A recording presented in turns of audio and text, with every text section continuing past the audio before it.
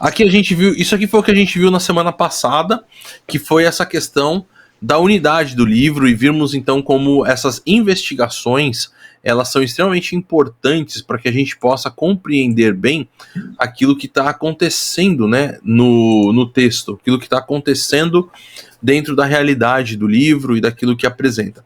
Elas são interessantes porque elas nos ajudam a pensar em cada capítulo, onde ele está, qual é a função dele dentro do texto, como que a gente pode entender melhor esse capítulo dentro daquilo que está sendo a investigação do texto, né? Em que parte dessa investigação o texto está sendo apresentado, em que parte do texto a coisa está caminhando para a gente poder entender as diversidades que esse texto nos apresenta. Então a gente vai continuar hoje, vamos falar mais um pouquinho sobre o livro de Eclesiastes. Não sei se a gente vai conseguir terminar de falar sobre tudo do livro de Eclesiastes hoje, mas pelo menos essa é a minha intenção, tá bom? Vamos continuar então pensando sobre essa questão do tema e do conteúdo. A gente já falou um pouquinho sobre essa questão, sobre essa informação, mas a gente precisa desenvolver um pouco mais sobre isso, porque isso é fundamental. Gente, tem alguém que ainda está com o microfone aberto. Então eu vou pedir, por favor, fique com o microfone fechado, né? Por favorzinho, seja um bom aluno, mantenha seu microfone fechado. Então, o tema e conteúdo é o assunto, vamos dizer assim, que a gente vai trabalhar, né? O que a gente percebe, ou talvez você possa perceber aí na leitura do seu texto, não sei até, de repente, quantos de vocês tiveram a curiosidade de, por causa do que nós estamos estudando e vendo, ter lido o livro, né, entre a semana passada e essa, mas vocês vão perceber que o texto, ele está escrito muitas vezes em formato de questionamentos, de perguntas. São quase que, vamos dizer assim, as indagações pessoais desse professor, desse mestre, desse pregador, que está fazendo à luz de ter entendido ou de ter percebido as questões que envolvem a nossa vida. E essas perguntas são bastante sérias e bastante importantes. São perguntas que mostram realmente que foi alguém muito estudioso e que estava interessado em demonstrar, em expressar, explicar essas questões importantes também para outras pessoas. Também essas perguntas nos mostram que há um profundo abismo entre a realidade ou seja, aquilo que existe, a realidade, e aquilo que muitas vezes é sonhado pelo coração humano, né? Sem sombra de dúvida, o coração humano, ele, de uma pessoa normal aqui, claro, eu tô falando, tá? Ele deseja alguma coisa que envolva o bem-estar, né? Ninguém fica pensando, poxa vida, eu queria me dar mal na vida, né? Poxa, eu prefiro ficar doente, ou eu prefiro, sei lá, coisas que sejam mal para minha vida, para a vida das pessoas que eu gosto. Geralmente as pessoas pensam naquilo que é positivo, naquilo que é bom, naquilo que é agradável, né? E essa é a ideia. E parece que há, inclusive, uma certa busca por isso que não está necessariamente errado. Porém, e aí que é a grande questão e que se torna tão interessante o livro de Eclesiastes. Se nós acreditamos que Deus criou, ou até mesmo, talvez não só nós, mas vamos dizer assim, as pessoas entendem que o mundo é um mundo bom, se você tem o sol que serve para nos dar condição de vida, para nos aquecer, para inclusive a medida correta de sol e de chuva, eles vão contribuir, por exemplo, para a plantação, para que tenhamos alimento. Se tudo parece que foi criado de uma forma para que coisas boas aconteçam, e que nós também desejamos as coisas boas, por que há tanta coisa ruim? E isso então vai apresentar que dentro do pensamento de alguém que realmente está preocupado com algo que é certo, com algo que, inclusive, que envolve uma ideia de que existe um Criador, que existe um Deus soberano, há um abismo, há uma distância muito grande entre esse Criador e entre a criatura, entre a sabedoria humana e entre a sabedoria divina. Essas questões ou essas inquietações, essas dúvidas, elas vão fazer parte então da realidade do homem. Olha só que interessante quando a gente olha o capítulo 6, o versículo 12 do livro de Eclesiastes, que diz assim, ó, na verdade, quem sabe o que é bom para o homem nos poucos dias de sua vida vazia, em que ele passa como uma sombra? Quem poderá contar-lhe o que acontecerá debaixo do sol depois que ele partir? Ou seja, da perspectiva humana, ninguém. Da perspectiva humana, nada. Não tem nada que seja realmente, parece que seja algo que traga segurança, mesmo em meio a essa questão tão boa. Poxa vida, eu estudo essa planta e eu descubro que essa planta faz bem para minha vida. Se eu tô com um machucado e eu passo essa planta, ele cura mais rápido. Se eu tô com esse tipo de sensação, com dor de cabeça, ou comi alguma coisa que não me fez bem e aí eu tomo esse chá, eu sinto alívio. Então parece que há uma relação de bem-estar, de cuidado, até mesmo com a criação. Se tudo isso é dessa forma, por que parece que quando a gente olha o desenvolvimento da vida, esse bem não está tão notório assim? Pelo contrário, nós temos dias difíceis, temos doenças, temos tragédias, temos situações ruins. E nós não temos nenhum tipo de garantia de futuro. Aqui eu não estou falando dentro da perspectiva cristã, lógico, nós temos a garantia de como crentes nós vamos para o céu, nós vamos estar na presença de Deus, mas estou falando exatamente dentro dessa pessoa que está olhando para o mundo e está falando assim, poxa vida, parece que as coisas não fazem sentido. Então a gente vai começar a perceber que um dos propósitos do autor é demonstrar a diferença gritante que há entre um Deus que criou tudo perfeito, que criou tudo bom, que tem toda a sabedoria, e o homem. Nesse próprio versículo de Eclesiastes 6:12, bom, quem é a única pessoa que pode contar o que vai acontecer na terra debaixo do sol depois que eu partir? Deus, é aí que é a resposta. Parece que tudo que o autor ele está desenvolvendo ao longo da percepção humana envolve essa questão. Entenda que sem Deus, o homem está jogado a simplesmente a ter um futuro ou ter uma perspectiva de vida sem nenhum tipo de esperança, sem nenhum tipo de proposta de realidade verdadeira. Então, de certa forma, quando a gente olha de uma forma mais objetiva, o pregador, esse Correlete, né, esse autor do livro, está demonstrando que essas verdades, ou seja, que as verdades que são universais, que envolvem a questão do Criador, que envolvem as questões mais profundas do coração do homem, ela está ligada com o fato de que é impossível para o homem compreender essas coisas. E aí, pessoal, vale a pena a gente dar uma olhada para o texto bíblico. E eu vou colocar na tela aqui para vocês alguns textos que a gente vai ler, que eu vou ler para vocês aqui. Eu espero que você acompanhe aí, que você, por exemplo, que você faça anotações, que você marque na sua Bíblia, porque são textos bastante interessantes, bastante fortes, que vão nos ajudar a compreender melhor toda essa temática do livro. Olha só então o que a gente vai ter. Vou abrir aqui para vocês a minha Bíblia. Vou colocar aqui dentro da tela. E aí a gente vai poder ler juntos aqui. Por favor, se ficar muito pequena a letra, me avisem, tá? Porque daí eu tento dar uma aumentada no tamanho da letra para a gente poder ter um pouco melhor de visualização para vocês. Eu imagino que talvez um ou outro veja da tela do celular, né? Então, só para a gente poder acompanhar juntos, tá?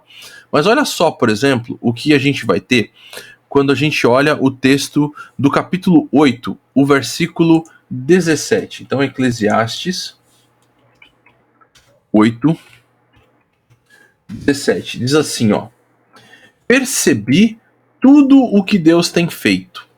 Ninguém é capaz de entender o que se faz debaixo do sol. Por mais que se esforce para descobrir o sentido das coisas, o homem não o encontrará. O sábio pode até afirmar que entende, mas na realidade não, não o consegue encontrar. O que ele está mostrando? Que não tem como então basear toda a nossa perspectiva de vida e de futuro em cima simplesmente das compreensões do sábio, em cima das grandes filosofias. E aí que é interessante, porque desde a época, enfim, bíblica, aqui da época talvez até de Salomão, muitas pessoas têm colocado a sua convicção, colocado aquilo que elas entendem como sendo sentido para a vida, através do seu próprio pensar. Elas acham que elas vão encontrar o caminho através da sua própria racionalização. Isso é muito forte, porque vocês conhecem que no movimento, vamos dizer assim, da história humana, principalmente ali no final do século XVIII e século XIX, nós tivemos movimentos como o racionalismo, como ele é conhecido, que foi um movimento que basicamente propôs que as pessoas encontrariam a solução para o problema da vida, para o problema das relações, enfim, para o problema do homem na Terra, e até mesmo para o problema da Terra, através da racionalização, de você pensar e que você vai encontrar uma solução pelo método de pensamento científico.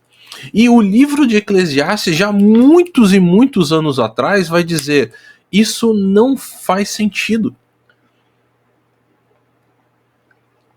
Isso foi tão forte, mesmo na questão da teologia, que é aquilo que nós estamos estudando juntos, que vocês conhecem que a partir ali do século XVIII, século XIX, mais especificamente até,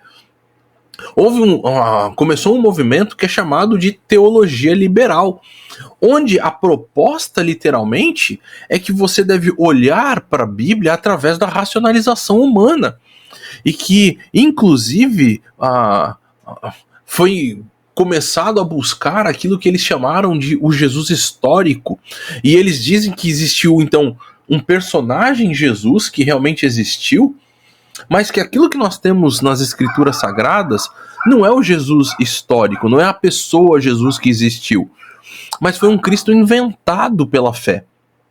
Por quê? Porque é impossível você entender os milagres, entender a ressurreição, entender todas essas coisas à luz simplesmente do raciocínio humano, até mesmo porque você não tem como fazer isso num laboratório, né? Você não tem como provar algumas coisas porque elas são pela fé.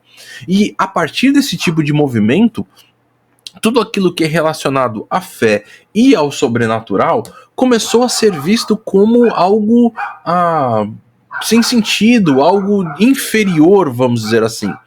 E isso, pasmem, até mesmo dentro de movimentos cristãos, às vezes é muito forte. Há alguns anos atrás eu fui convidado para falar um bate-papo, não era uma pregação, não era um estudo, mas era um bate-papo com jovens universitários aqui na cidade de São Paulo. Eu sou daqui, né? Sou do estado de São Paulo. Eu não moro na cidade de São Paulo. Eu moro numa cidadezinha vizinha chamada Santos. Para quem gosta de futebol, Santos, a cidade onde tem o time do Santos, onde teve o Pelé, que geralmente é um pouco daquilo que se conhecem fora do Brasil, né? O Santos, o Pelé, no futebol e coisas desse tipo. Onde saiu o Neymar, por exemplo, que é de agora. E eu fui convidado para estar numa grande universidade. São Paulo é a maior cidade do Brasil, é a maior cidade da América Latina. E eu fui convidado para estar nessa faculdade falando para jovens cristãos, conversando com jovens cristãos. E aí um jovem cristão, crente, membro de uma igreja batista, muito firme, um rapaz muito, muito bacana, ele começou a conversar comigo e falar que era impossível crer, por causa da ciência, em Gênesis capítulo 1, sobre essa história da criação dos céus e da terra, sobre a história da criação das coisas, inclusive até mesmo sobre a história da criação do homem. Para ele fazia muito mais sentido científico pensar no evolucionismo de Charles Darwin. E eu falei para ele assim, mas por que você não pode acreditar em Gênesis capítulo 1? E ele falou para mim, porque cientificamente não é possível comprovar. Aí eu perguntei para ele, e Mateus capítulo 1? Você não pode acreditar no primeiro capítulo do Antigo Testamento? E Mateus capítulo 1? Qual é a história que Mateus capítulo 1 conta? Aí ele falou, conta a história do nascimento de Jesus. E eu falei, e você consegue acreditar nessa história? Aí ele falou, claro que eu consigo. Eu falei, mas peraí, a história vai dizer que Maria ficou grávida de Deus, do Espírito Santo, né? O Espírito Santo que foi, vamos assim, cobriu Maria e ela então se achou grávida. Ela ficou grávida de Deus, inclusive ainda sendo virgem. Isso, cientificamente, é impossível. Eu ainda brinquei com ele, se a sua filha chegasse para você em casa um dia e falasse, eu fiquei grávida, mas eu não tive relações sexuais, eu não foi do Espírito Santo, foi um ato divino, você ia acreditar nisso aí? Tem como você provar isso cientificamente? Ele falou não. Eu falei, então por que você não pode acreditar em Gênesis 1, mas acredita em Mateus 1, se os dois precisam ser acreditados pela mesma fé? E essa é só uma história para vocês perceberem como mesmo no meio cristão, essa ideia da teologia liberal parece que fica ainda muito forte, fica ainda muito conectada, onde eu escolho quais são os textos que eu vou crer pela fé e eu escolho quais são os textos que eu vou crer de forma científica, vamos dizer assim. E oficialmente, Gênesis 1 não está ali para ser um tratado científico. Não é esse o objetivo de Gênesis 1. Então, eu não preciso colocar Gênesis 1 à prova do conhecimento e dos conceitos científicos, porque não é esse o propósito dele. Mas a grande questão aqui é exatamente essa. É a proposta que, através do nosso pensamento, através da nossa razão, através das nossas capacitações, nós vamos desvendar os grandes mistérios e a grande realidade do homem, e aí o texto de Eclesiastes chega para mim e diz, não, isso não é possível. E aí então, o texto vai caminhar para duas propostas onde o conteúdo parece que vai ficar rodando, circulando. E essa proposta é que existe uma liberdade de Deus naquilo que ele faz, porque afinal ele é o Criador, ele é o soberano, ele sabe de todas as coisas e por isso ele tem liberdade para fazer aquilo que ele quiser, da forma como ele bem entender, ao mesmo tempo que para o homem os mistérios, o caminho de Deus, os caminhos que ele traça são misteriosos. A gente não adianta tentar racionalizar para entender Deus, porque isso vai ser simplesmente impossível de realizar. Por mais que a gente tente, isso não dá. E a gente vai perceber isso conforme a gente vai entendendo a forma como o próprio texto apresenta a Deus. Olha só que interessante você observar o capítulo 5, Eclesiastes capítulo 5, o versículo 2. Ele vai dizer assim, não seja precipitado de lábios, nem apressado de coração para fazer promessas diante de Deus. Deus está nos céus e você está na terra, por isso fale pouco.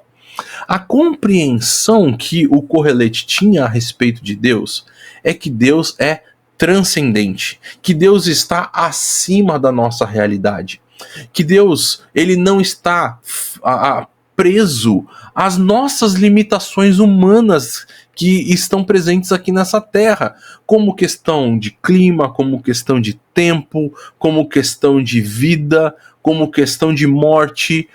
Ele é transcendente, ele vive nos céus. ele está acima dos problemas e acima das realidades que aqui na Terra se apresentam. Pelo contrário, isso está totalmente abaixo dele. Ele está lá nos céus, nós estamos aqui na Terra. É um outro plano. A transcendência de Deus é apresentada então no livro de Eclesiastes como essa maneira de que eu preciso entender para saber que Deus é livre, porque ele está vendo as coisas num âmbito, num ângulo que eu nunca vou poder conseguir entender, e por isso falar que eu vou entender os caminhos dele também é impossível, porque ele enxerga e ele tem uma realidade totalmente diferente da nossa. Outros textos interessantes que apresentam a Deus dentro do livro de Eclesiastes é o capítulo 11, o versículo 5. Olha só que interessante a forma como ele vai apresentar. Assim como você não conhece o caminho do vento, nem como o corpo é formado no ventre de uma mulher, também não pode compreender as obras de Deus, o Criador de todas as coisas. Ou seja, se você não consegue entender nem aquilo que é a realidade de vida onde você está, você sente o vento, mas não consegue entender nada a respeito dele. Se você não consegue compreender nem as coisas relacionadas à sua própria pessoa, ou seja, sobre como você mesmo foi formado no ventre da sua mãe, por que você tenta compreender as obras de Deus? Ele é o Criador, ele está num patamar totalmente diferente de vida. Ai, pessoal, peraí que eu preciso mutar mais alguém aqui. Por favor, mantenham os microfones fechados. Se você quer fazer uma pergunta, coloca na mãozinha aqui. Eu vou ver que você está com a mãozinha levantada e eu vou permitir que você faça a pergunta, mas não abra o microfone, por favor. Outro texto bastante interessante para a gente perceber isso é o capítulo 8. Capítulo 8 do livro de Eclesiastes. Olha só o que ele vai dizer no versículo 15. Por isso, recomendo que se desfrute a vida, porque debaixo do sol não há nada melhor para o homem do que comer, beber e alegrar-se. Sejam esses os seus companheiros no seu duro trabalho durante todos os dias da vida que Deus lhe der debaixo do sol. Essa expressãozinha que nós temos aqui, que envolve essa realidade, olha só que interessante, da vida que Deus lhe der debaixo do sol, demonstra que Correlete, que o pensador, ele sabe, ele entende que a vida é dom de Deus. A vida foi dada por Deus. Deus é o doador dela. Se eu estou vivo, é porque ele me deu essa vida. E isso, então, deve fazer com que eu entenda a minha vida à luz da realidade que ele está propondo para mim. E não eu tentar ter o controle da minha vida. Não eu tentar fazer com que a minha vida faça sentido à luz daquilo que eu quero que seja, daquilo que eu quero que aconteça. Porque isso não vai fazer sentido nenhum. Outro versículo interessante, ainda falando sobre como o livro de Eclesiastes apresenta a Deus, está no capítulo 5, o versículo 6. Capítulo 5, versículo 6. Olha só. Não permita que a sua boca o faça pecar. E não diga ao mensageiro de Deus: o meu voto foi um engano. Porque irritar a Deus com o que você diz e deixá-lo destruir o que você realizou? Olha que interessante essa expressão de irritar a Deus. Um outro texto interessante que nos mostra sobre Deus, capítulo 2, o versículo 26, diz assim, ó: ao homem que o agrada, Deus dá sabedoria, conhecimento e felicidade. Quanto ao pecador, Deus o encarrega de ajuntar e armazenar riquezas para entregá-las a quem o agrada. Isso também é inútil, é correr atrás do vento. Mas uma das coisas que me chama a atenção nesse texto é essa expressãozinha, principalmente aqui, ao homem que o agrada. Deus é apresentado, de certa forma, como alguém que tem emoções. Não como um ser impassível, mas como um ser que é que tem emoções, que sente coisas, que é literalmente uma pessoa nesse sentido. É claro que aqui ele está usando uma figura de linguagem que é chamada de antropomorfismo, né? Mas o que é bacana é você perceber, e nós sabemos disso, que nós podemos, nesse sentido, agradar a Deus. O Novo Testamento até vai falar sobre outras coisas, sobre como mentira, o Espírito Santo e coisas desse tipo, mostrando quantas e quantas coisas, em quantas coisas Deus tem essas emoções, né? Que são bem peculiares e bem interessantes. E por último, capítulo 3, ele vai nos dar algumas indicações também interessantes. Olha só o capítulo 3 aqui, ó. Se a gente olhar o versículo 11, olha o que ele vai dizer. Ele fez tudo apropriado ao seu tempo. Também pôs no coração do homem o anseio pela eternidade. Mesmo assim, ele não consegue compreender literalmente o que Deus fez. Aqui o homem, né? O versículo 14, ele também fala sobre isso. Sei que tudo o que Deus faz permanecerá para sempre. A isso nada se pode acrescentar e disso nada se pode tirar. Deus assim faz para que os homens o temam. Então, um versículo bastante interessante que demonstram que Deus é o controlador de todas as coisas e que isso é, sim, muito importante para isso. Como a gente está no capítulo 3, eu vou dar só uma pequena pincelada em algo, mas não vou responder totalmente agora, tá?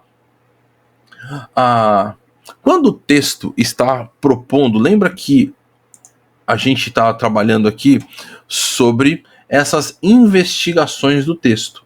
A primeira investigação mostra que o homem não pode extrair proveito da vida a não ser que o desfrute sobre o temor de Deus. E aí, pensando nisso, você tem um texto no capítulo 3 mostrando que para tudo há uma ocasião certa, há um tempo certo para cada coisa debaixo do sol. E eu sei que tem alguns versículos que às vezes nos deixam, vamos dizer assim, meio perplexos, né? Como, por exemplo, o versículo 2, que fala sobre tempo de nascer, tempo de morrer. O versículo 3, ainda mais ainda, tempo de matar e tempo de curar. Parece que é um versículo que está propondo que existe um momento da minha vida que eu tenho que matar alguma coisa ou matar alguém, e depois existe um outro tempo na minha vida que eu tenho tempo de curar. Lembra, esses versículos, eles estão fazendo o quê? Eles estão demonstrando que o homem tentar buscar ou extrair proveito da sua vida através de uma busca empírica, isso não faz sentido. Então o texto não está dizendo que existe uma hora que eu tenho que fazer isso, mas ele está revelando que pessoas que acham, vamos dizer assim, que vão colocar no seu tempo, nas coisas que fazem, sejam elas positivas ou negativas, sentido para a vida, essas pessoas vão chegar à conclusão de que tudo isso é correr atrás de vento, que é correr atrás de nada, que não vai fazer sentido essa vida. A vida só vai fazer sentido quando ela é desfrutada, mais uma vez aqui, ó, sob o temor de Deus, sobre viver debaixo das normas que Deus estabeleceu para o homem. É só aí que a vida vai fazer sentido.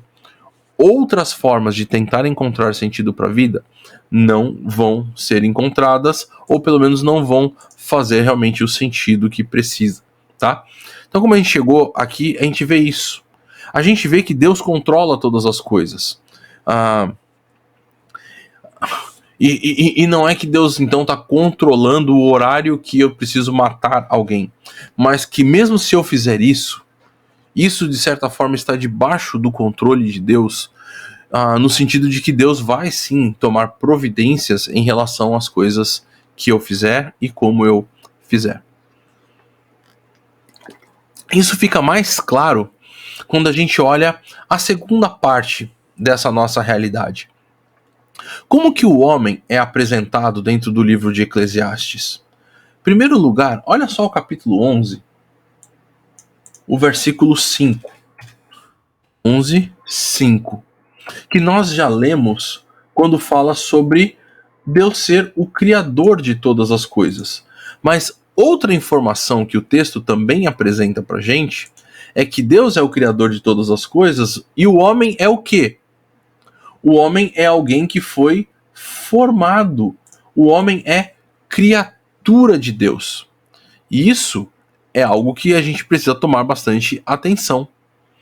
Outra informação que nós também já vimos, mas que é extremamente importante para essa nossa realidade, é perceber lá no capítulo 5 que Deus está nos céus e nós estamos na terra.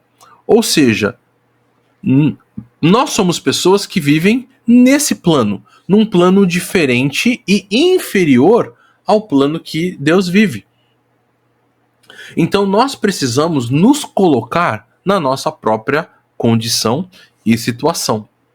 O capítulo 3, o versículo 19, ele também vai falar algo a respeito do homem. E olha só o que ele vai dizer. O destino do homem é o mesmo do animal. O mesmo destino os aguarda. Assim como morre um, também morre o outro. Todos têm o mesmo fôlego da vida, o homem não tem vantagem alguma sobre o animal, nada faz sentido. Isso aqui dentro desse conceito, desse contexto, de que nós somos seres finitos e os animais também. Nós perdemos a nossa vida. Nós podemos morrer. Deus que está no céu não pode morrer. No sentido de que ele é eterno. Nós não somos desse tipo. Então o texto não está dizendo que nós somos animais, nem que nós não temos vantagem sobre os animais. É claro que nós fomos criados à imagem e semelhança de Deus, diferente do que os animais foram. É óbvio que nós temos um relacionamento particular, pessoal com Deus, diferente do que os animais têm, mas que naquilo que envolve o fato de morrer, de ter a sua vida terminada, os animais têm isso e nós também temos. Isso é uma diferenciação daquilo que é Deus, tá? O homem, então, é um ser complexo. O homem é um ser que tem inúmeras questões, inúmeros problemas. E a gente precisa, então, entender bem quem é esse homem para o livro de Eclesiastes. E aí a gente vai ver que alguns conceitos são importantes da gente lembrar. O homem, é claro, eu já mostrei para vocês, ele é apresentado como uma criatura, ele é apresentado como alguém que vive nesse plano, ele é apresentado como alguém que está sujeito à morte, mas também é apresentado como outra realidade. Olha só o capítulo 7, o versículo 20. Todavia não há um justo na terra, ninguém que pratique o bem e nunca peque. Ou seja, o homem é apresentado dentro do texto de Eclesiastes como um pecador. Essa é a condição e a realidade do homem enquanto homem aqui nessa terra. Isso é muito importante a gente entender e muito importante a gente perceber nessa relação que nós temos dentro do livro. Então, o livro ele vai ser diferente porque, como o propósito dele é apresentar o temor do Senhor como sendo o desfrute e o proveito real da existência, da vida, então ele vai precisar dizer que existem pessoas que, por mais que façam, por mais que tentem coisas novas, por mais que façam coisas tanto certinhas, vamos dizer assim, nesse sentido de viver uma vida honesta e tudo, como cair por um outro lado de ser um assassino, de fazer a maldade ou de tudo, que para o homem existe a condição de pecador. E essa é a condição que o separa da verdadeira sabedoria. Esse é o problema que separa o homem de verdade de desfrutar a sua vida, de ter então a possibilidade de viver a sua plena alegria, plena satisfação, plena segurança. Por quê? Porque ele está debaixo de um peso que é muito grande, que é o peso do pecado, que o marca como um ser que, que está caminhando dentro dessa perspectiva do erro e das coisas que não são boas. Outra questão que é importante, que vai caminhar dentro disso ainda, olha só o capítulo 5. Quero ler com vocês a partir dos versículos 1 e 2, que diz assim, ó: quando você for ao santuário de Deus, seja reverente. Quem se aproxima para ouvir é melhor do que os tolos que oferecem sacrifícios sem saber que estão agindo mal. Não seja precipitado de lábios, nem apressado de coração para fazer promessas diante de Deus. Deus está nos céus e você na terra, por isso fale pouco. Outro texto interessante que nos mostra uma realidade é o capítulo 8, versículos 12 e 13. Olha isso, ó. O ímpio pode cometer uma centena de crimes e, apesar disso, ter vida longa, mas sei muito bem que as coisas serão melhores para os que temem a Deus, para os que mostram respeito diante dele. Para os ímpios, no entanto, nada irá bem, porque não temem a Deus, e os seus dias, como sombras, serão poucos. Isso nos mostra que o homem é moralmente responsável diante de Deus e diante da sociedade. Se no capítulo 5 está falando somente sobre os sacrifícios, algo que, vamos dizer assim, faz parte da minha relação com Deus, e ele está falando, tome cuidado com aquilo que você está fazendo para não oferecer um sacrifício como tolo que nada entende, no capítulo 8 ele fala sobre a nossa responsabilidade, inclusive sobre o próximo, sobre a vida do próximo. Nós somos responsáveis, e nos dois ele vai colocar sobre essa questão do temor ao Deus e da reverência, do respeito que eu tenho que ter por Deus. Isso significa que tanto as minhas questões religiosas, vamos dizer assim, aquilo que envolve o meu pensamento sobre o sagrado, sobre o espiritual, como também as coisas que envolvem o meu relacionamento com o meu próximo, todas elas estão debaixo dessa esfera da minha reverência a Deus, do meu temor a Deus, dessa compreensão de que Deus é soberano sobre todas as coisas e que eu sou criatura e eu preciso entendê-lo como Deus e seguir as suas normas. Outra questão importante é que o homem é visto como um ser mortal. Capítulo 3, versículo 20, vai mostrar sobre isso, que há possibilidade do homem morrer, mesmo que dentro do coração dele haja um anseio pela eternidade, ele é fadado à morte. E isso deve colocar o homem em perspectiva correta sobre a sua vida.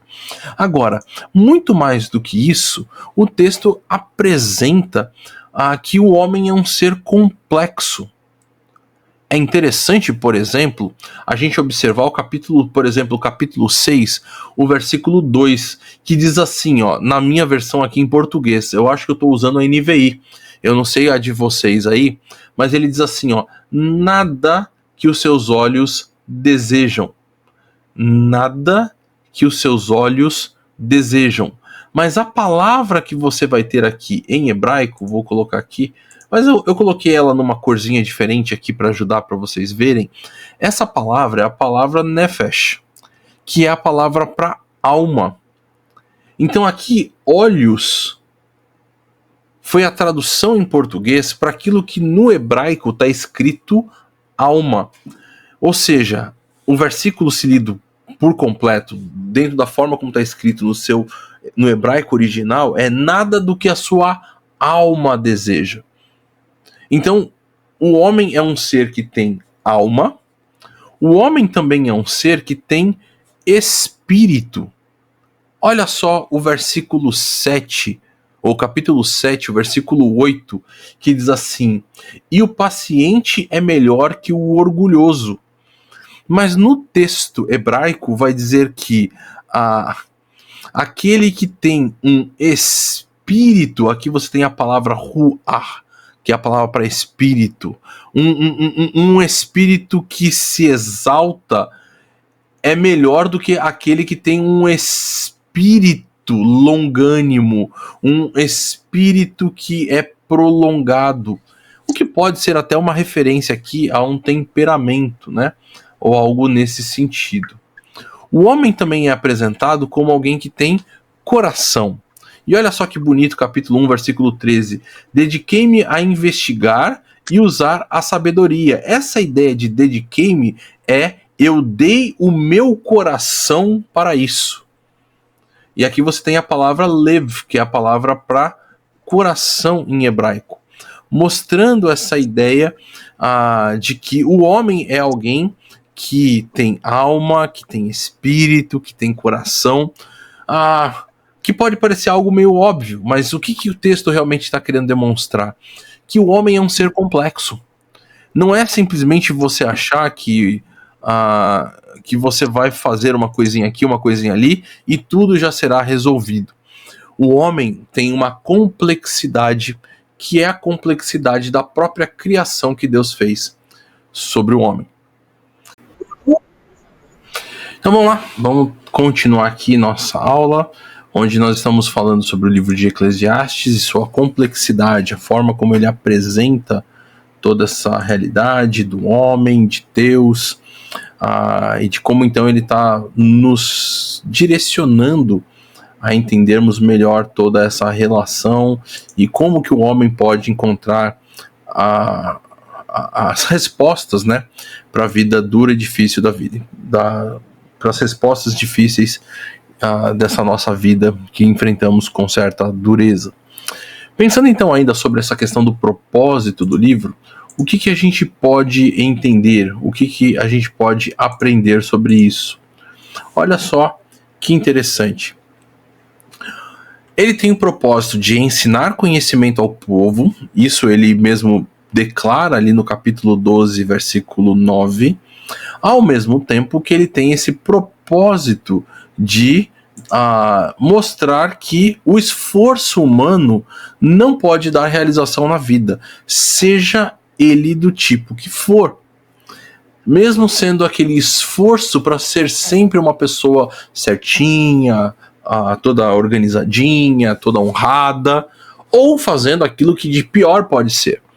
Nada vai trazer a realização para a vida se for baseado nos esforços humanos. Pelo contrário, a realização humana ela acontece exatamente na proposta ou no entender o direcionamento divino, no entender como o temor ao Senhor nos traz uma nova forma de enxergarmos a vida, e nessa forma de enxergar a vida encontramos também a realização da nossa vida.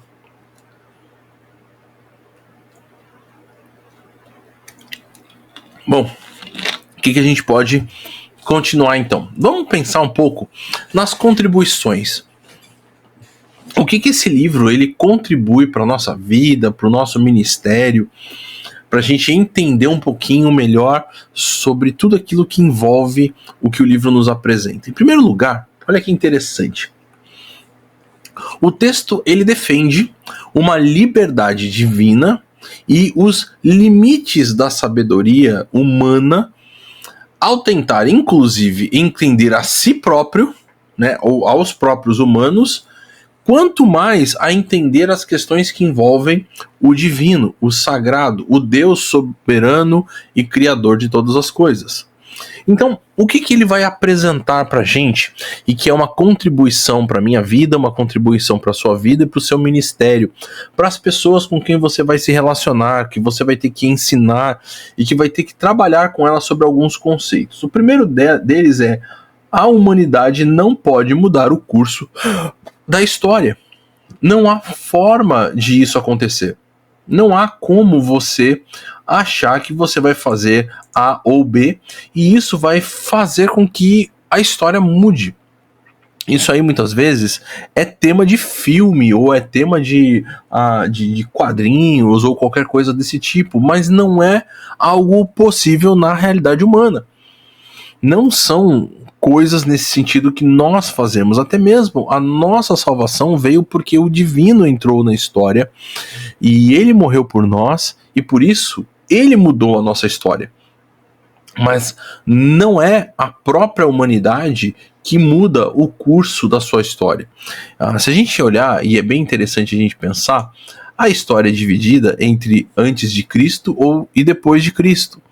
É assim que nós dividimos. Eu sei que tem algumas outras nações e tudo que fazem outras divisões. Os próprios judeus não dividem entre antes de Cristo e depois de Cristo. Mas de uma forma geral, a história é contada sempre como antes e depois de Cristo. O curso natural da história da humanidade, ele de certa forma é relacionado com o divino e não com o homem. Não com qualquer realização ou proposta que um homem tenha feito, mas exatamente Deus na história. O que é torto não pode ser endireitado. O que está faltando não pode ser contado. Olha só o capítulo 1, o versículo 15. Esse é o nosso texto. E o que a gente pode pensar a respeito disso? Olha só que sabedoria que nós vamos encontrar aqui dentro do livro de Provérbios. Essa é a ideia que a gente vai caminhar ao longo de todo o texto. A humanidade não muda. Ou seja, não adianta eu tentar endireitar aquilo que Deus criou de certa forma como torto. Não há o que a humanidade contar se ele está faltando, se não está lá. A humanidade tem um limite que é aquilo que está apresentado. É claro que se a gente pegar uma árvore torta e você cortar, você consegue fazer uma ripa, né, um pedaço de madeira que seja reto. Mas você não consegue pegar essa árvore literalmente e tornar essa árvore plenamente reta somente com os esforços humanos. Ela cresceu torta. Então é basicamente isso que ele está tentando mostrar. Aquilo que Deus fez de uma certa forma, ele precisa ser daquele jeito para que, mesmo que para você pareça torto, mesmo que para você pareça sem sentido. Outra coisa é o versículo 13 do capítulo 7, que diz assim, ó: considere o que Deus fez. Quem pode endireitar o que ele fez torto? Veja aí, o mesmo conceito do capítulo 1, versículo 15. Mostrando que ao longo do texto, ou mesmo com o desenvolvimento e com todas as perguntas e com todo o estudo e com tudo aquilo que o sábio pôde produzir, ele sempre esbarrava numa mesma realidade. Se ele percebe que aquilo é daquele jeito e que Deus, que é o controlador de todas as coisas, fez aquilo daquele jeito, não há como ele mudar.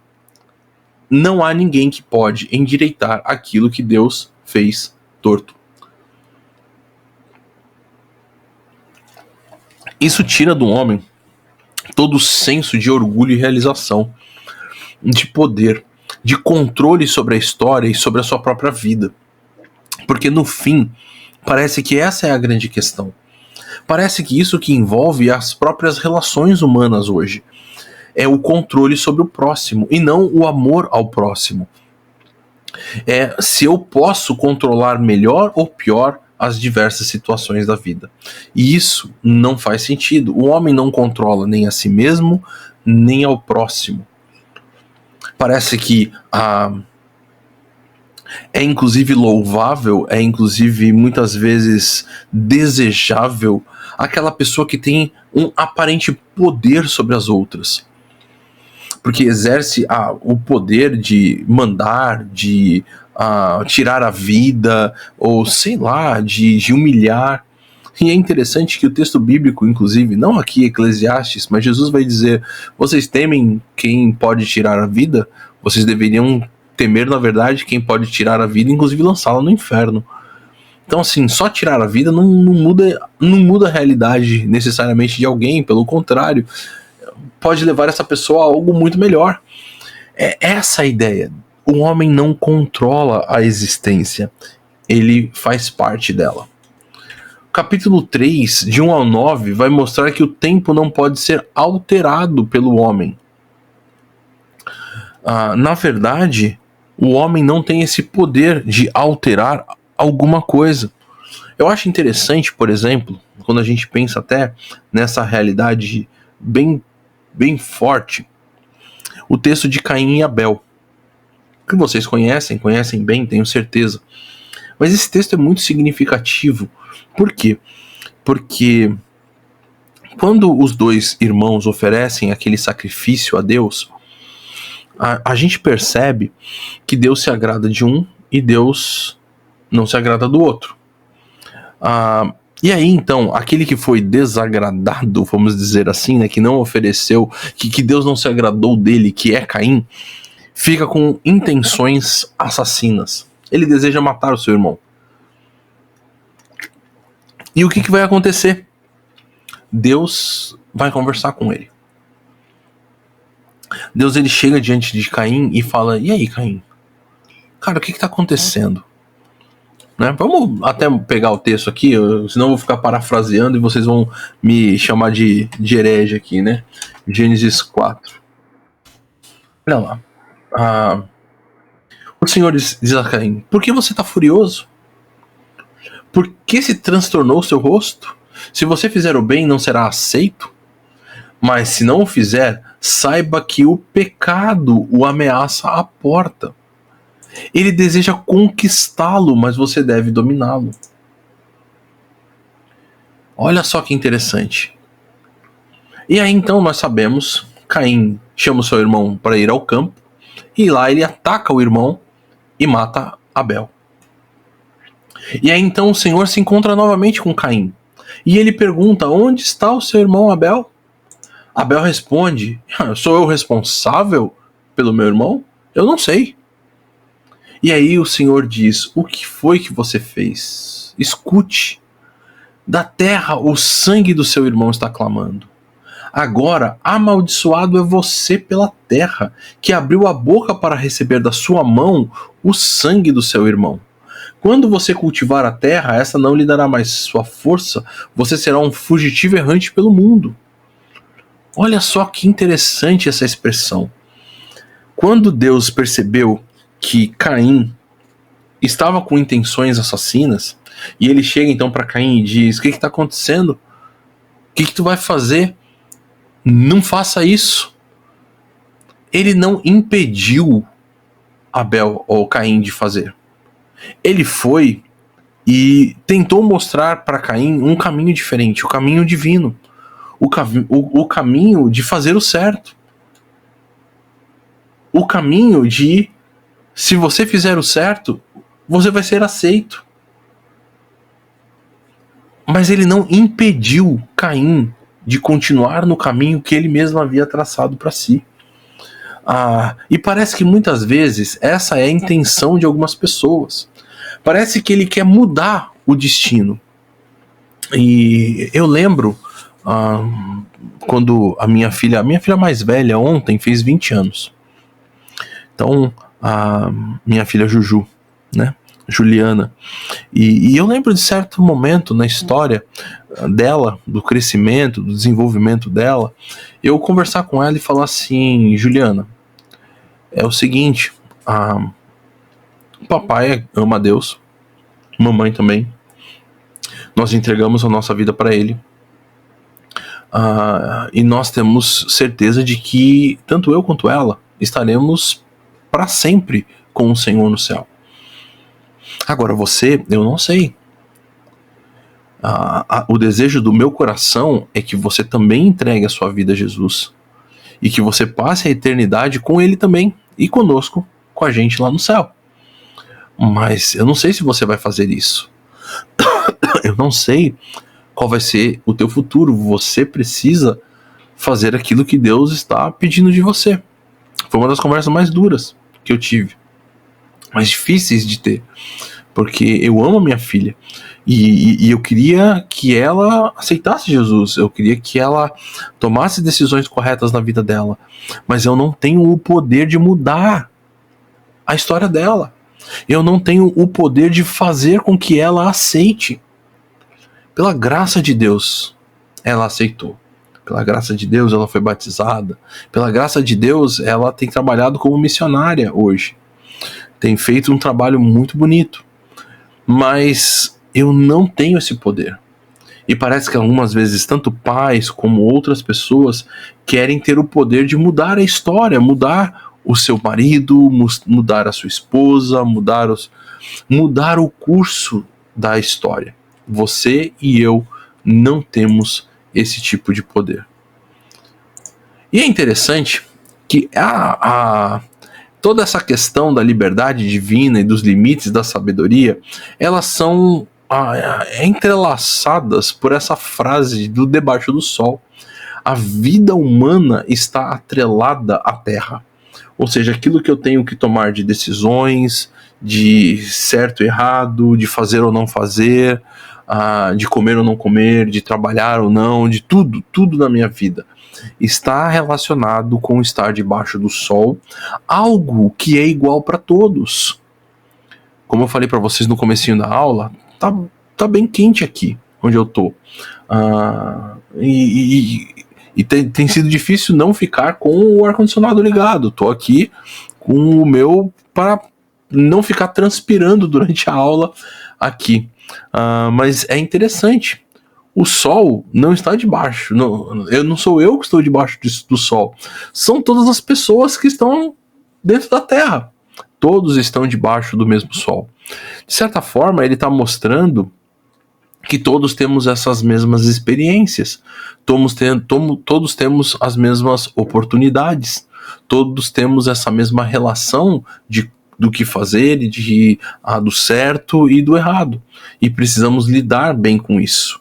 Lembrar que Deus é livre, que Deus é soberano e que nós temos esses limites dentro da nossa própria sabedoria. Uma outra contribuição teológica muito importante para a gente conhecer, compreender e relacionar com nossa vida é que o homem é limitado e não pode entender os caminhos de Deus. Nós já vimos sobre a limitação da compreensão humana, falamos bastante sobre isso. Agora, a gente vai perceber que isso vai sendo cada vez mais explorado pelo autor do livro. Por exemplo, nos capítulos 7 até o capítulo 11, vão demonstrar que a não compreensão humana dos caminhos divinos domina a vida. Por isso que vai dominar, inclusive, a maior parte do livro. Vai consumir muito tempo daquilo que o autor está querendo mostrar.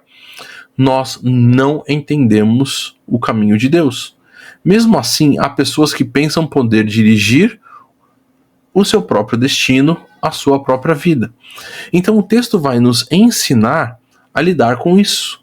Se você entende que você é limitado e não pode compreender os caminhos de Deus, entregue os teus caminhos ao Senhor e deixe que Ele domine sobre todas essas coisas.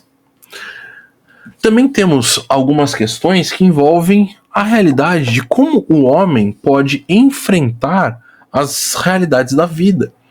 Essa talvez seja uma das maiores contribuições que o livro de Eclesiastes tem para a nossa vida hoje.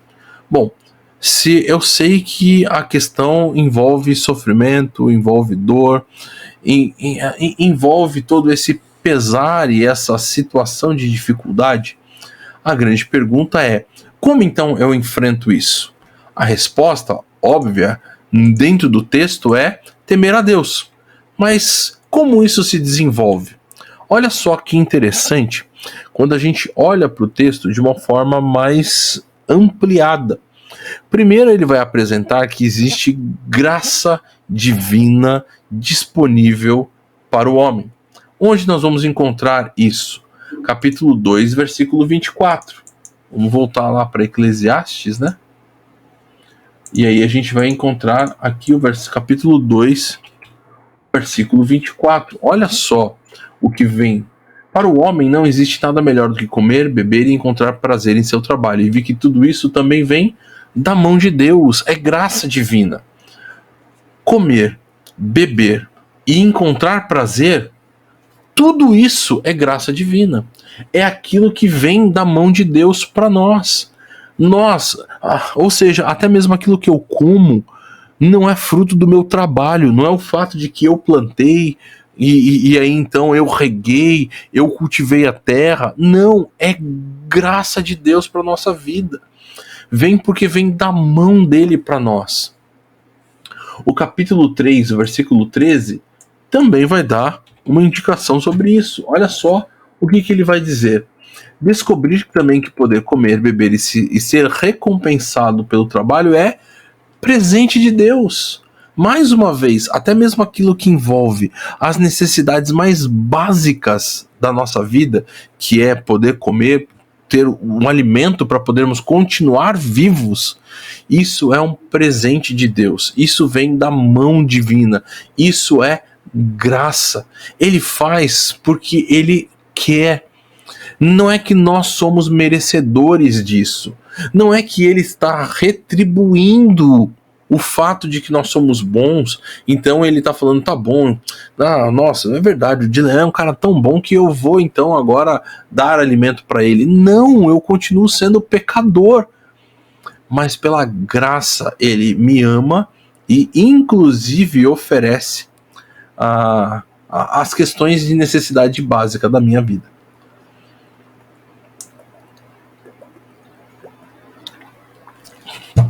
Outra questão importante é que a morte é uma realidade. A morte não é simplesmente uma situação de possibilidade. Ela é uma realidade. Porém, a sua chegada, ela é, apesar de ser certa, não sabemos o tempo, tá? Então, a chegada é certa, o tempo é incerto. É isso que mostra que toda essa questão de tempo envolve uma soberania e uma sabedoria divina, e não a nossa própria compreensão a respeito dessas coisas. Até mesmo aquilo que talvez seja o que nós mais talvez desejaríamos saber, que é quanto tempo nós temos, o tempo não é nosso, e isso não envolve algo de domínio nosso, não envolve algo de preparo nosso, no sentido de, se eu sei que eu vou morrer daqui exatamente 20 dias, então eu vou fazer isso para chegar nesses 20 dias. Não, tudo isso envolve a compreensão de que Deus é soberano. A sua realidade deve fazer com que cada um confronte as limitações pessoais. Olha só o capítulo 12, versículo 7. O pó volte à terra de onde veio, e o espírito volte a Deus que o doou. Ou seja, nós precisamos caminhar dentro dessa percepção de que a realidade deve fazer com que eu confronte as minhas próprias limitações. Se eu sei que a morte vem, o que eu vou fazer nesse sentido? Eu não sei quando ela vem, mas eu vou superar essas limitações daquilo que envolve as percepções de vida, de possibilidade, de preparo para viver no temor do Senhor, para que quando ela chegar, eu esteja então preparado. Outra situação que a gente vai perceber é a realidade da alegria. A alegria, ela precisa estar presente. Quando a gente olha, por exemplo, para alguns capítulos, como por exemplo o capítulo 2, olha que interessante. Capítulo 2, versículo 11. Contudo, quando avaliei tudo que as minhas mãos haviam feito e o trabalho que eu tanto me esforçara para realizar, percebi que tudo foi inútil, foi correr atrás do vento. Não há nenhum proveito no que se faz debaixo do sol. Olha só o 17. Por isso desprezei a vida, pois o trabalho que se faz debaixo do sol pareceu-me muito pesado. Tudo era inútil, era correr atrás do vento. O que a gente entende? Poxa vida, parece que esses textos estão falando sobre algo que não tem nada a ver com alegria. Mas a gente vai perceber que diante de uma sociedade marcada pela ilusão do vencer, eu preciso vencer na vida, eu preciso ter um emprego X, eu preciso ser aquilo, eu preciso ser superior aos outros, eu preciso ter um cargo acima dos outros. A nossa sociedade é focada naqueles que são vitoriosos, conquistadores, controladores. A gente vai perceber que a alegria e o prazer não são encontrados nessas coisas fúteis. Pelo contrário, como nós já lemos, ele vai dizer: tendo aquilo que comer, aquilo que beber, eu entendi que isso é um presente de Deus. Olha só, essa mudança na perspectiva. Ele vai falar: eu não tenho o que comer e o que beber porque eu produzi alguma coisa. Ele vai falar que agora a verdadeira alegria está em mim exatamente porque aquilo que eu estou comendo e aquilo que eu estou bebendo, eu reconheço que vem da graça de Deus.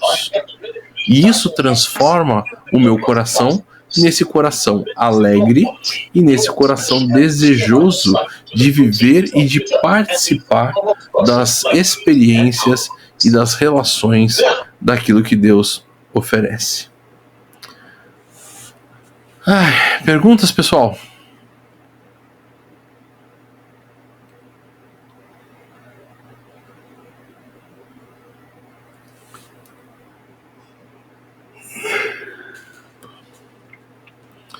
Vamos caminhar então? Temos mais algumas coisinhas ainda dentro do livro de Eclesiastes para a gente estudar. A primeira delas é a relação interessantíssima que Eclesiastes vai fazer com o livro de Gênesis. Isso aqui, esse quadro aqui eu tirei desse livro chamado Foco e Desenvolvimento no Antigo Testamento, escrito pelo Carlos Oswaldo Pinto.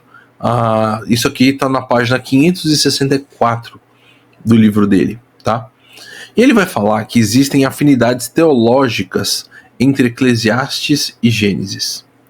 Por exemplo, o texto de Eclesiastes vai dizer que o homem foi feito e destinado ao pó da terra. Acho que nós lemos até esse capítulo 12, versículo 7, quando fala isso. Essa relação é exatamente uma mesma afinidade teológica, temática, com aquilo que o texto de Gênesis capítulo 2, versículo 7 vai apresentar. De que o homem foi feito do pó da terra e ao pó vai voltar. O que isso envolve? A percepção de que o homem é criatura e de que o autor do texto de Eclesiastes estava conectado com essa percepção, com a ideia central de que o homem precisa sim dessa relação com o sagrado, dessa relação com o divino, para poder ter a sua realização em temor no Senhor. Outra questão vem a respeito do coração do homem, que está cheio de maldade. Capítulo 9, o versículo 3 de Eclesiastes vai mostrar isso.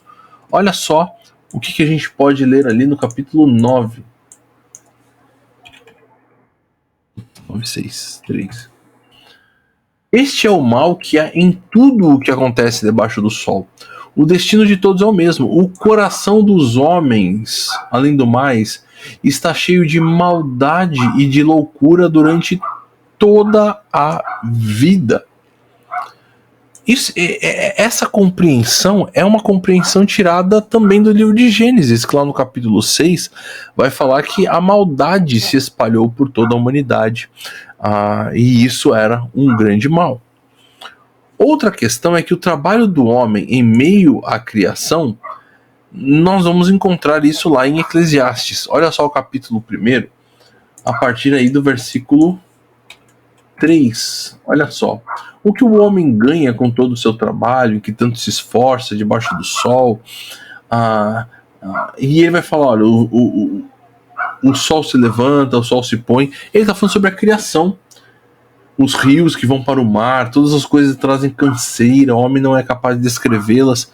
Isso mostra uma compreensão do autor de Eclesiastes a respeito da criação e do fato de que na queda, toda essa realidade aqui da criação foi também afetada. E no capítulo 8, versículo 7 do livro de Eclesiastes, a gente vai perceber também algumas relações bem interessantes sobre o homem. Visto que ninguém conhece o futuro, quem lhe poderá dizer o que vai acontecer? Isso está bem ligado aqui com esse conhecimento do homem ser inferior que é mostrado em Gênesis, tanto no capítulo 2:17 como no 3:5. No 3:5, Deus sabia de todas as coisas. Deus é o conhecedor da árvore do bem e do mal. Ele é aquele que precisa ser o detentor de toda essa sabedoria. E quando o homem tentou, então, ter essa sabedoria também, o resultado dela foi encontrar morte. E essa relação é que precisa ser bem entendida. Agora a gente vai tentar trabalhar um pouquinho sobre essa questão de Eclesiastes e a questão do tempo, algo que talvez seja importante da gente entender, que é exatamente o capítulo 3. O que ele vai mostrar? Primeiro, ele vai mostrar que é um ciclo repetitivo que nos prende num universo sem significado. Qual é a questão? A fé não elimina perguntas difíceis. Para Salomão, tanto o bom como o mal e até o animal tinham o mesmo destino. Isso levanta algumas perguntas existenciais muito profundas que o sábio tinha sobre si mesmo e sobre a criação, sobre a humanidade. Esse ciclo repetitivo nos prende num universo que parece ser um universo sem significado, quando olhado dentro do prisma da realidade do homem. Porque ele olha e fala assim, não faz sentido, o ímpio se dá bem, o justo se dá mal. Não faz sentido a gente perceber que, no fundo, o homem que trabalha, que faz um monte de coisa, no fim tem o mesmo destino, que é a morte aqui nesse sentido, do que um gato que passa a vida toda deitado, ou do que uma vaca que passa a vida pastando só, que não tem grandes realizações. Talvez é com a morte que é a maior realização, porque daí a gente tem a carne para fazer um churrasco. Parece que isso, na percepção do autor, não fazia sentido. Parece que cria muito mais perguntas do que respostas. E esse ciclo repetitivo vai nos dar algumas questões. Para termos respostas objetivas, precisamos encarar o ciclo existencial completo. E o capítulo 3 vai mostrar que dentro do ciclo existencial, daquilo que envolve o homem pós-queda, tem coisas que são boas e coisas que são ruins.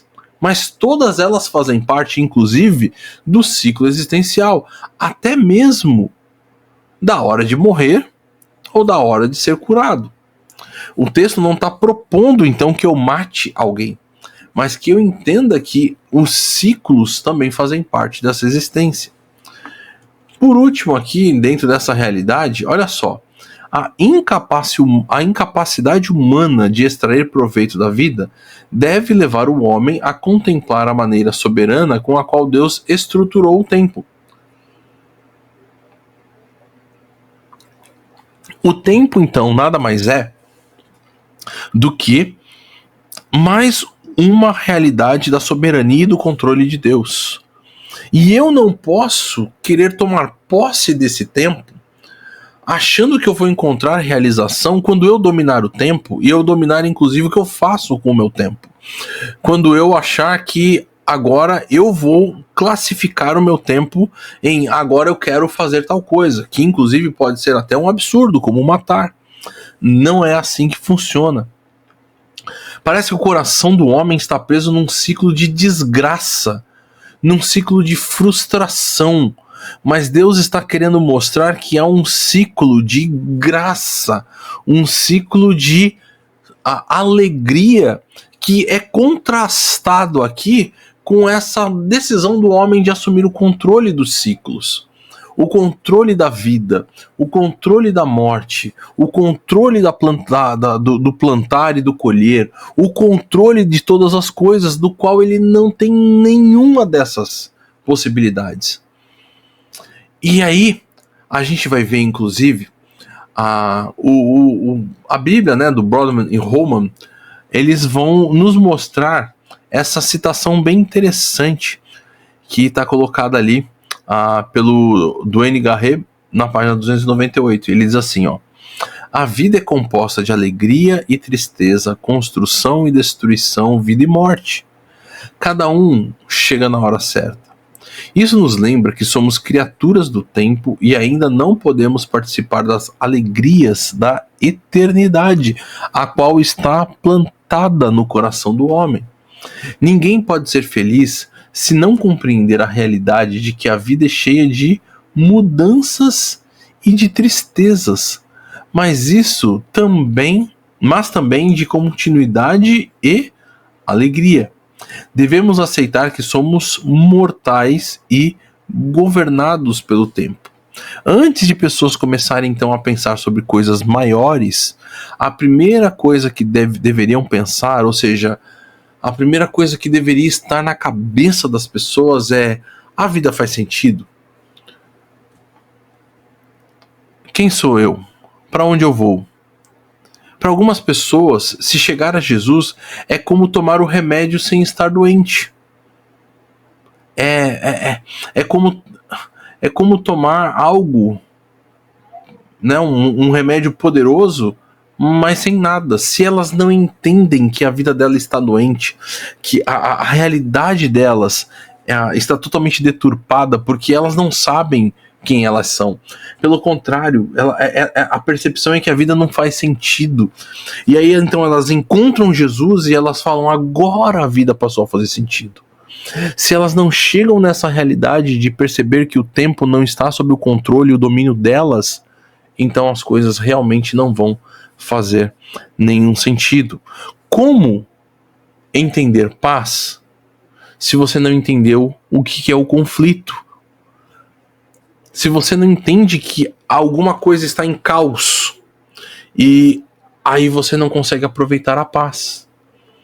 Eu não sei se vocês já viram, mas você tem alguns filmes ou algumas publicações que parecem caminhar nesse sentido. Uma delas é interessante, foi escrita pelo C.S. Lewis. Ele escreveu uma trilogia chamada a Trilogia Cósmica. E nessa trilogia, ele apresenta um personagem, que é o personagem principal, que é o Ransom. E o Ransom, ele é tirado da Terra. Ele vai habitar em um outro planeta. E o primeiro planeta que ele habita, forçado, né, chama-se Perelandra. Malacandra. Perelandra é o segundo. O primeiro chama-se Malacandra. E ele chega nesse país, nesse mundo, né, nesse planeta, e lá não houve a queda. O homem não tem não pecou, não existe pecado naquele universo, naquele mundo. E aí então o Ransom ele fica revoltado, porque ele não consegue entender por que as pessoas não têm inveja, não têm ciúmes, não têm sentimentos de ódio, sentimentos de morte. Pelo contrário, coisas como a morte são celebradas. E ele, inclusive, participa de uma festa de falecimento, onde a pessoa que vai falecer, porque naquele mundo sem pecado, as pessoas sabiam, inclusive, qual era o momento que elas se encontrariam com o Criador delas. Todos os familiares faziam uma grande festa para celebrar esse grande momento, onde um dos membros da família vai se encontrar com o Criador. E tudo isso faz com que ele não entenda nada. Por que ele não consegue entender? Porque para aquele que foi infectado pelo pecado, ele parece que só consegue viver à luz da perspectiva de que as coisas são ruins e que são pecado. Para aquele que não teve pecado, e claro, nós não temos essa possibilidade, porque afinal de contas nós já nascemos em pecado, ele não consegue entender plenamente a paz, no sentido de que ele não entende o que é a confusão. É aquilo, a pessoa não entendia que ela não tinha ciúmes, porque ela não conseguia entender qual é o conceito de ter ciúmes. Por que eu vou ter ciúmes? Para nós hoje, por exemplo, é bem interessante, porque nós entendemos o perdão porque nós entendemos que nós somos culpados. Então, quando alguém faz algo para nós, a gente consegue saber o que isso significa. E a gente também sabe o que significa liberar a graça, liberar o perdão para a vida dessa pessoa, porque nós fomos resgatados por esse tipo de sentimento de amor. Como entender o significado da existência se você não tem nenhuma pergunta? E é isso que o autor de Eclesiastes vai mostrar. Na verdade, nós temos muitas perguntas, e é por isso que nós podemos nos apegar a Deus, e então em Deus termos as nossas respostas preenchidas. Olha só o que von Rad ele vai dizer sobre o livro de Eclesiastes. Ele diz assim: Kohelet pensa que todas as coisas que Deus estabeleceu para o ser humano nada mais são do que fadiga. Naturalmente, a culpa disso não é de Deus, que sempre faz tudo bem. Mas o que adianta isso para o ser humano que não pode encontrar a obra de Deus?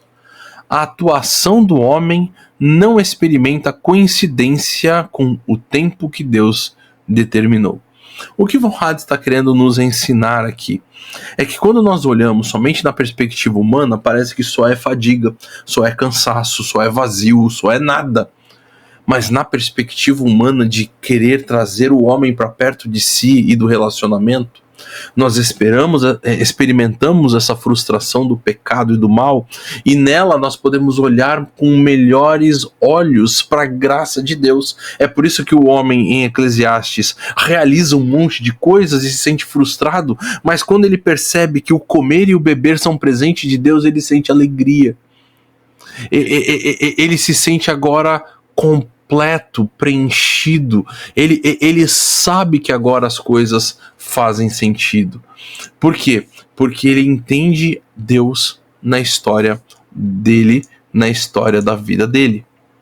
E a última questão que a gente precisa então entender é esse hevel, que é a palavra para vazio, para inútil, para vaidade dentro do livro de Kohelet. Aliás, essa palavra é um dos grandes problemas para a interpretação do livro, porque parece que, à luz dessa percepção do Kohelet de que a vida é hevel, que a vida é vaidade, é vazio, é correr atrás do nada, o livro é pessimista, que o livro propõe pra gente uma perspectiva negativa da vida, mas não parece ser exatamente essa questão que o texto apresenta. Agora, é claro que ela aparece com muitas vezes. Você vai perceber que 37 vezes essa palavra aparece dentro do texto.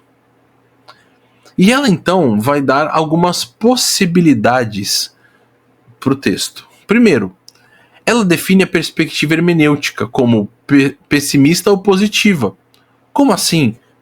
Pensamento de forma pessimista ou positiva? Porque você pode olhar para o livro e pensar, bom, já que tudo é hevel, tudo é correr atrás do vazio, é vaidade, então a sua perspectiva hermenêutica é: o livro não vale a pena ler, ele é pessimista, ele mostra só como o homem é frágil. Mas a perspectiva positiva, que na verdade para mim é a melhor, é exatamente perceber de que o texto me leva a transcender a perspectiva humana. O texto está querendo demonstrar para mim que um Deus de amor e graça interfere nesse vazio da vida, dando direção e dando alegria para o homem. Porque aquilo que vai trazer alegria são as coisas simples da vida. Às vezes o homem vai correr atrás, vai produzir, vai tentar fazer um monte de coisa para que então ele se sinta feliz. E aí, quando ele termina de realizar esse monte de tarefas, ele continua triste e cansado. Mas quando ele percebe que Deus, por sua graça, deu o alimento, deu o que beber, aí então ele encontra verdadeira alegria. É por isso que essas perspectivas de pessimismo e de positivismo, podemos dizer assim, vão definir a forma como você enxerga o livro. E se você enxergar o livro de forma pessimista, provavelmente você nunca vai pregar sobre o livro, você nunca vai entender a mensagem do livro, você nunca vai caminhar dentro dessa ideia. Eu vou até aqui apresentar para vocês, vou colocar lá no grupo, eu fiz uma pequena pregação sobre o livro de Eclesiastes há pouco tempo atrás. Deixa eu ver se eu acho aqui dentro do canal da minha igreja, aqui da igreja onde eu sou pastor. Deixa eu ver se eu acho aqui, de Leão.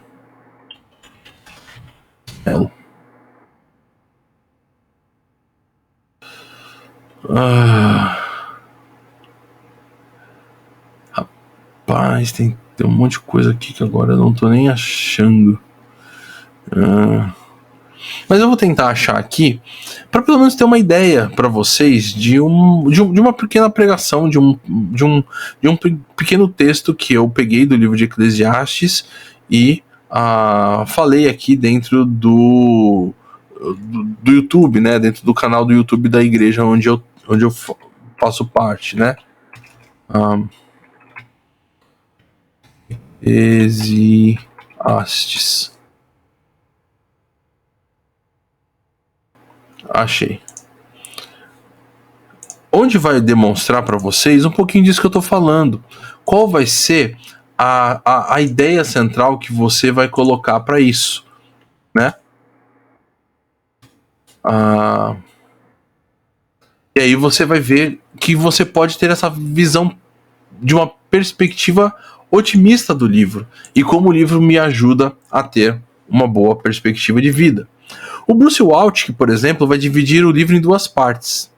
Primeiro, tudo é efêmero, Revel, e tudo é ilusório, porque é intelectualmente fútil, que também é Revel. Ou seja, Waltke ele vai dar uma visão bastante pessimista do livro. Eu estou propondo para vocês que vocês tenham uma visão positiva do livro. O livro deve levar você a entender a graça de Deus e entender que a vida faz sentido quando vivida através desse temor do Senhor, através dessa perspectiva de que nós podemos, inclusive, agradar a Deus com a nossa vida. É interessante, só como título de curiosidade, né? Revel é o nome de Abel. Abel é escrito exatamente dessa forma, Revel, que indica algo que foi passageiro, transitório, mas que agradou a Deus com aquilo que ele fez. Não é interessante isso? Quando a gente percebe essa ideia, ou quando a gente percebe essa estrutura de texto, a primeira pessoa que apresenta ali que ofereceu um sacrifício a Deus e que foi agradável, que foi Abel, o nome dele é Revel, ou seja, o nome dele é passageiro, o nome dele é vaidade, vamos dizer assim. Perceba que vaidade, então, nem sempre é vista como, ou Revel, nem sempre é visto como negativo, como vaidade, como é traduzida muitas vezes em português. Mas tem essa ideia de algo que se entende passageiro, que se percebe a respeito de si mesmo. E aí, nesse caminho de construção, teme a Deus e faz a vontade dele, e que, inclusive, é elogiado pelo próprio Senhor. Como por exemplo, Abel é falado em outras partes do texto bíblico como sendo aquele que agradou a Deus nas suas ações e naquilo que fez. É isso, pessoal. Hoje a gente conseguiu terminar o livro de Eclesiastes. Alguém quer fazer